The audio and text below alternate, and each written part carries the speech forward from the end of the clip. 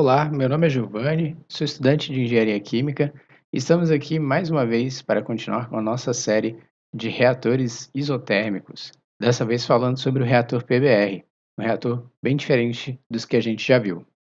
Vamos começar falando sobre as características desse reator, falar um pouco sobre a sua equação de projeto e falaremos sobre sua característica especial, que é a queda de pressão.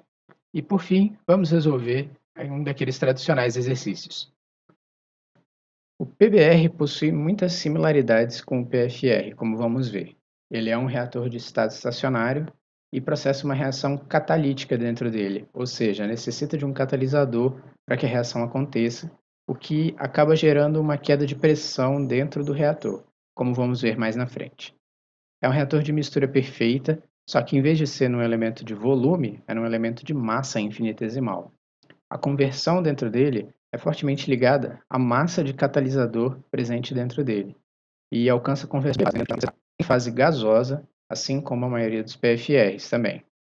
Seus custos de instalação, de operação, bem como sua manutenção, são extremamente caros, já que são reatores bastante complexos e como dentro deles existe um catalisador sólido, é preciso que, na hora da manutenção, o reator seja totalmente aberto, o catalisador removido e, de vez em quando, esse catalisador também precisa ser trocado por um catalisador novo, porque pode haver envenenamento e outros tipos de processo que fazem com que o rendimento do catalisador diminua. A equação de projeto do PBR é análoga à do PFR. A diferença é que aqui utilizamos a massa de catalisador dentro dele. Isso porque nesses reatores existe um preenchimento de catalisador sólido e não vale mais a pena escrevermos em função do volume, já que esse catalisador deixa vários espaços vazios, buracos, por onde os gases que reagem passam. Nesse caso, utilizamos a massa de catalisador porque é mais conveniente. E podemos escrever a nossa equação global, entre menos sai uma geração igual ao acúmulo, surgir com a definição de derivada e, por fim, escrever a nossa equação de projeto, que é análoga do PFR, como eu já disse. Se você tem alguma dúvida de como escrever essas equações ou de onde elas vêm, sugiro que assista os primeiros vídeos que explicam bem tudo isso. Esse seria o momento em que nós resolveríamos um problema literal do PBR. O problema é que não podemos usar apenas a equação de projeto do PBR para resolver um problema de PBR. Isso porque temos que computar a queda de pressão dentro do reator. Para entender como que a queda de pressão influencia no PBR, precisamos entender como opera um leito fixo. Basicamente, num leito fixo, as partículas de catalisador ficam presas por uma grade, não podem se mover, e o gás passa por entre elas. Só que quando ele passa por entre os buraquinhos deixados entre as partículas, sua velocidade aumenta muito, como quando você põe o dedo na mangueira para a água sair mais forte. Pelo princípio de Bernoulli, quando a velocidade aumenta, a pressão cai. Por isso temos essa queda de pressão. Como a pressão cai dentro do reator, ele não é considerado isobárico, ou seja, não poderemos nem considerar aquelas equações que utilizamos no vídeo passado para reações em fase gasosa. Precisaremos escrever equações diferentes. Além disso, precisaremos de uma equação mais importante ainda, que compute a queda de pressão no reator ao longo da massa de catalisador. Vamos começar com a lei dos gases ideais modificada em função do tempo. A partir daí, utilizamos a nossa relação em que a vazão molar é igual à vazão volumétrica vezes a concentração. E chegamos nessa relação que diz que a concentração total final dividido pela concentração total inicial é igual à pressão final dividido pela pressão inicial.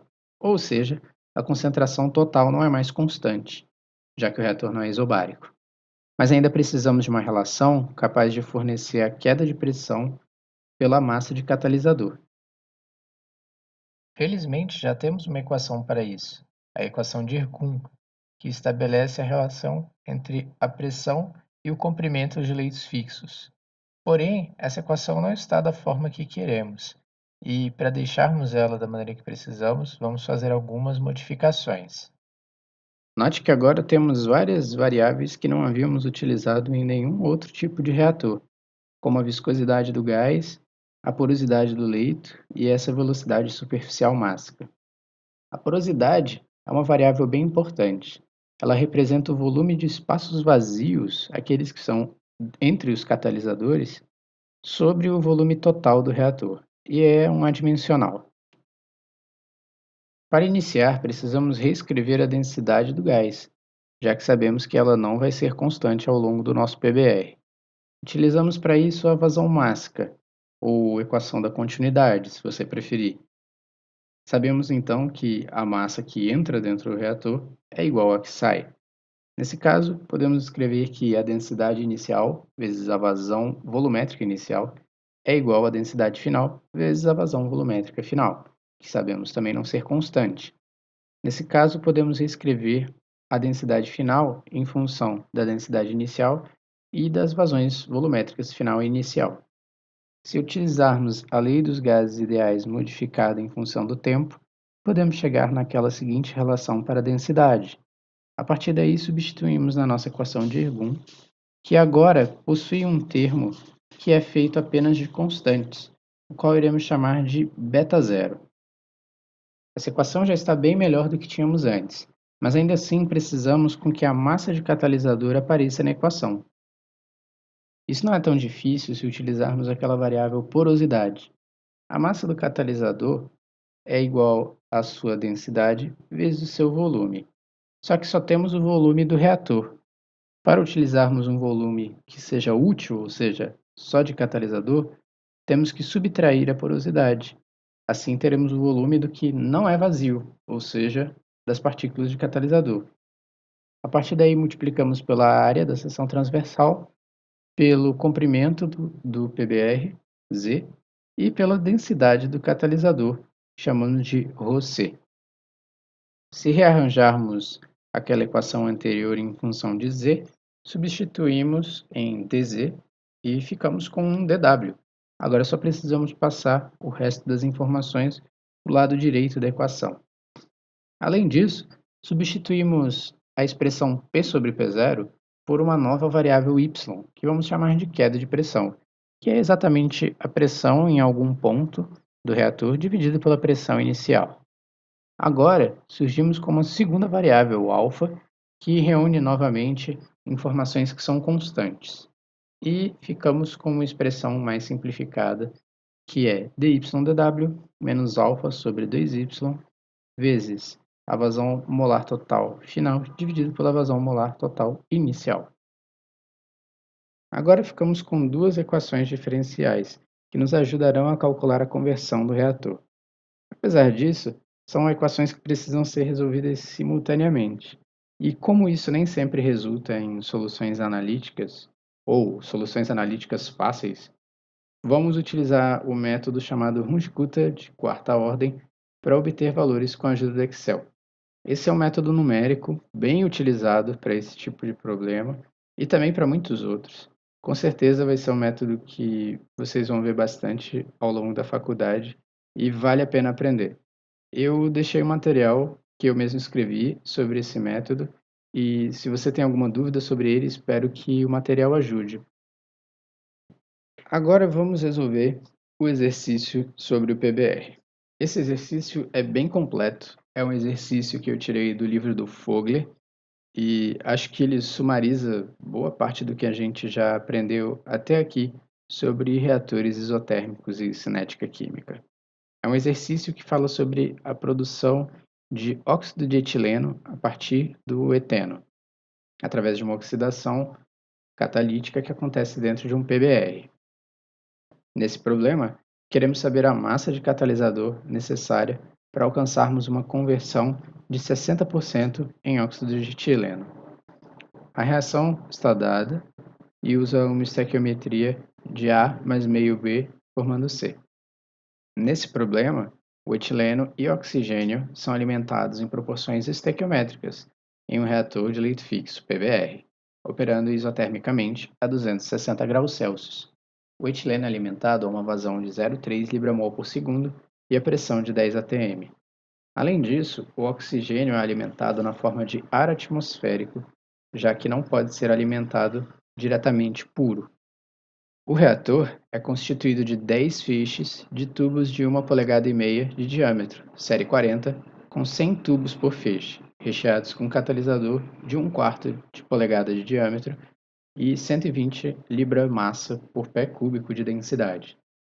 Devemos considerar as propriedades do fluido reagente iguais às do ar a 260 graus e 10 atm. As informações cinéticas também são dadas. A lei de velocidade está em função da massa de catalisador, então utilizamos R'A como convenção. Além disso, não é uma lei elementar, visto que, além de estar em função das pressões parciais de A e B e não das concentrações, não existe nenhuma relação entre os expoentes e os coeficientes estequiométricos. Mas isso não deve atrapalhar a gente de forma alguma. Vamos começar pelas leis de velocidade, como sempre fazemos. A primeira coisa que faremos é substituir essas pressões parciais de A e B por vazões molares de A e B. Fazemos isso utilizando o conceito de fração molar, Y. A fração molar é igual ao número de mols de uma espécie sobre o número de mols total. Se dividirmos isso pelo tempo, ela será igual à vazão molar de uma espécie pela vazão molar total. A partir daí, podemos substituir tanto para A quanto para B na nossa equação da lei de velocidade. Agora vamos escrever nossas expressões da tabela estequiométrica. Porém, antes disso, nós precisamos considerar aquilo que eu falei antes, que o oxigênio é alimentado na forma de ar atmosférico, que é uma mistura de oxigênio e nitrogênio. Ou seja, tem nitrogênio entrando junto nesse reator. Esse é um tipo de situação que falamos em que a reação ocorre com um inerte presente, porque o nitrogênio não vai reagir com o etileno nessa reação química. Primeiramente, vamos começar falando que a vazão molar inicial de B do oxigênio é igual à metade da vazão molar de A do etileno. Isso porque no enunciado temos que elas são alimentadas estequiometricamente. Veja que não estou dizendo que oxigênio é igual a etileno, nem nada disso, apenas que os valores numéricos, um é a metade do outro. Agora, para a vazão molar inicial de inerte do nitrogênio, vamos dividir a fração molar do nitrogênio no ar, que é aproximadamente 79%, pela fração molar do oxigênio no ar, que é aproximadamente 21%. E vamos multiplicar isso pela vazão molar de oxigênio na entrada, que é a vazão molar do etileno dividido por 2. Sendo assim, vamos terminar com uma expressão em que temos o valor numérico da vazão molar de inerte em função do FA0, que é o etileno, e que também é o nosso reagente limitante, se vocês lembram bem lá das primeiras aulas. Nos problemas anteriores que a gente resolveu, eu não cheguei a definir as vazões molares das outras espécies em função do reagente limitante, mas nós vamos fazer isso nesse problema para deixar tudo mais prático e mais fácil de visualizar, já que as equações iriam ficar muito grandes se deixássemos em função de FB e do inerte também. Agora vamos fazer a nossa tabela estequiométrica, como sempre fazemos. A diferença é que agora temos o nitrogênio junto, mas isso não vai causar nenhuma dificuldade. Na realidade, o nitrogênio não vai mudar dentro do reator, porque, como o nome diz, ele é um inerte, ele não reage. A única coisa que vai acontecer é que ele vai ser considerado na hora de fazermos a vazão total final. E isso é considerado na prática como uma diluição dos outros componentes que tem nessa mistura de gases no final do reator. O que é interessante também nesse caso é que, como deixamos as outras espécies em função do reagente limitante, agora todas as nossas expressões finais estão em função dele, ou seja, em função de FA0, da vazão inicial e da conversão, que foi o que eu tentei fazer para facilitar a escrita da nossa equação lá no final.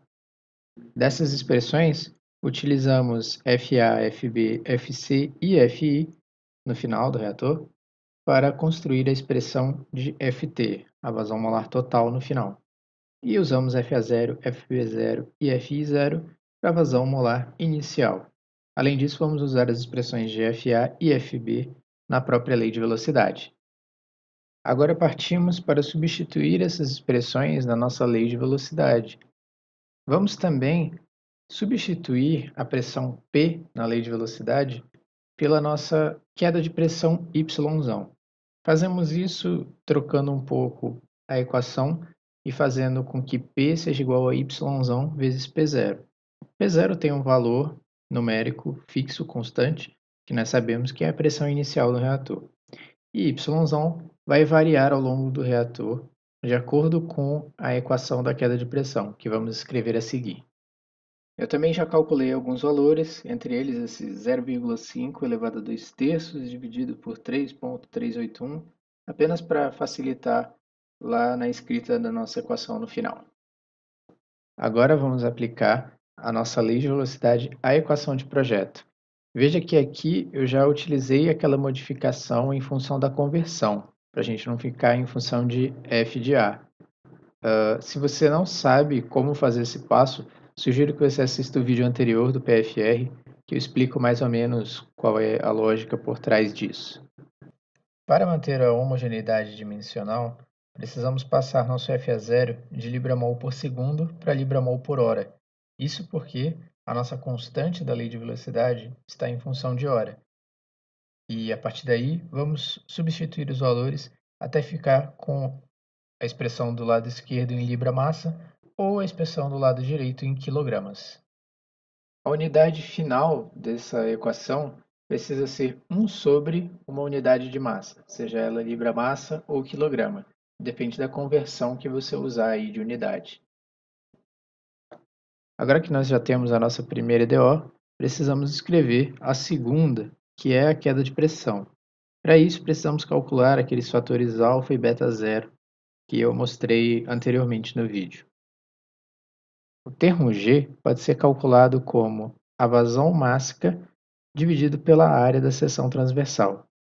A vazão mássica é constante dentro do reator, ou seja, podemos utilizar as propriedades da entrada, que é o que temos, as vazões molares da entrada de cada espécie ponderadas pelas suas respectivas massas molares.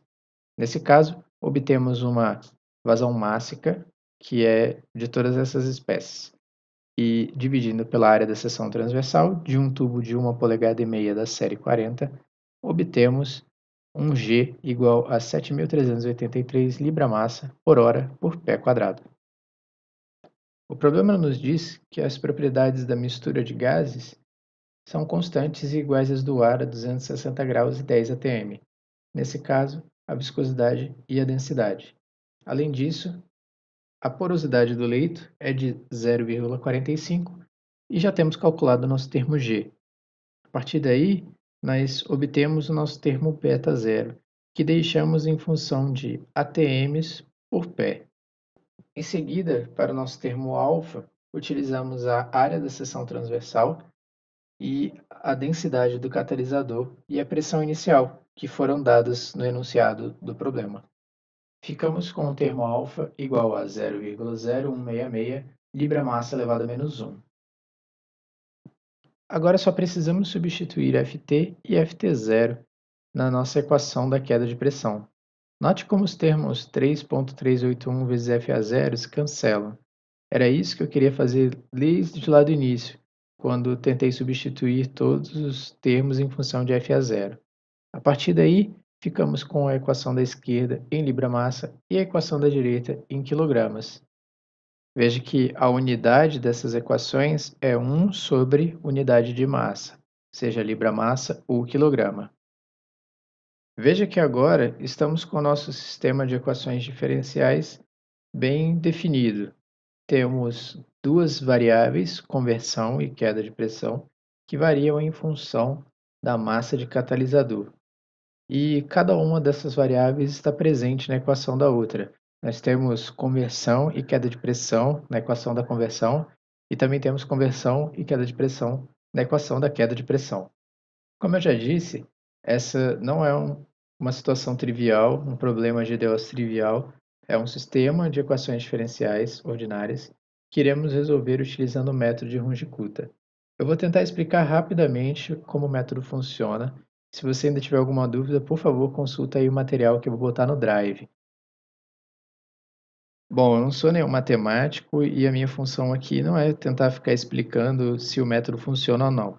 Sabemos que ele funciona muito bem para esse tipo de problemas.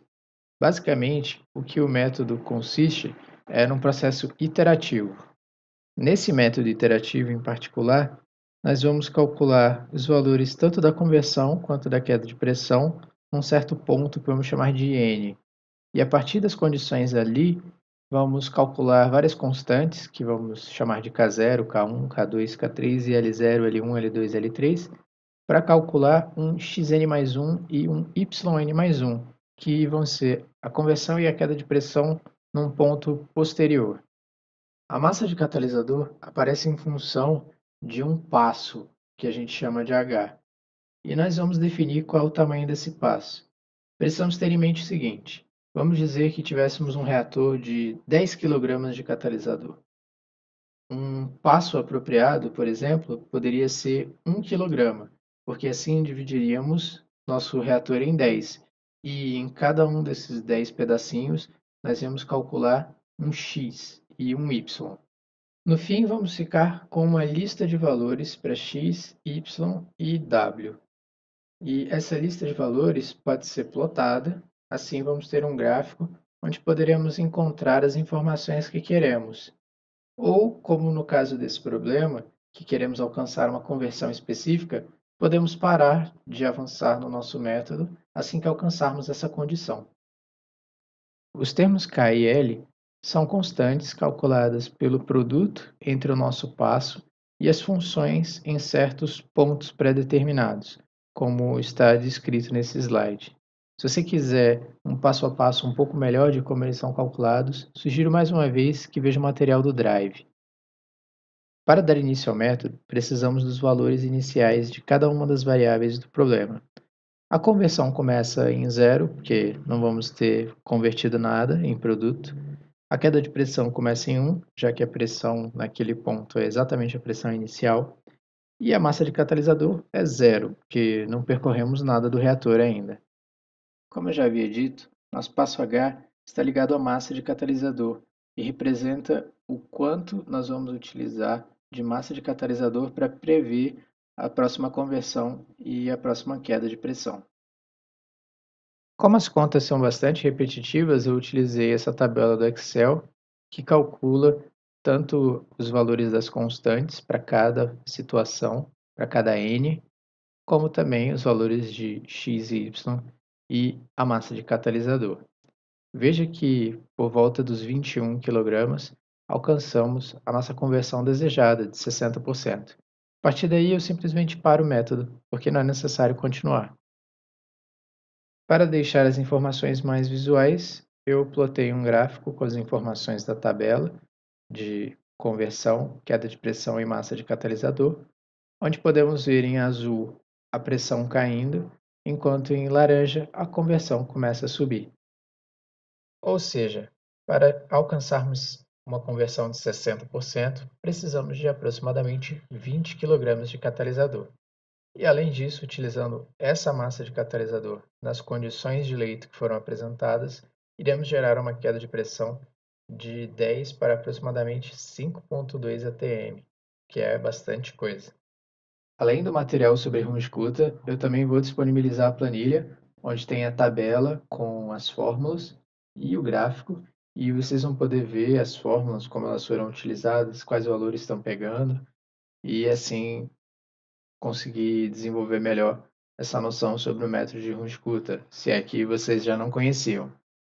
Por outro lado, se ainda assim ficar complicado de entender como o método funciona, como que a gente aplica isso, eu vou estar utilizando o método no meu próximo vídeo. E se vocês continuarem com dúvida, deixa aí nos comentários que eu posso fazer um vídeo especificamente sobre o método de Rum Escuta para tentar, enfim, explicar bem direitinho, bem explicadinho mesmo sobre o método para poder deixar essa parte do curso mais didática. E é isso aí, galera. Chegamos no final de mais um vídeo da nossa série de cinética e reatores químicos. Um vídeo bem longo, sabia que o PBR ia ser assim mesmo. Para o próximo vídeo, nós temos as reações múltiplas, que também vão exigir que a gente saiba bastante de Rum-Escuta aí. Então, peço que se você ainda não estava tão interessado em ver o material do Drive, Veja o material do Drive, veja as planilhas do Excel, que devem te ajudar bastante, se você ainda não estava aí muito acostumado a esse mundo das equações diferenciais. Agradeço os comentários. Se vocês tiverem perguntas, sugestões, podem deixar aí embaixo. E agradeço a todos que têm ajudado a fazer o canal crescer. Valeu, gente. Tchau!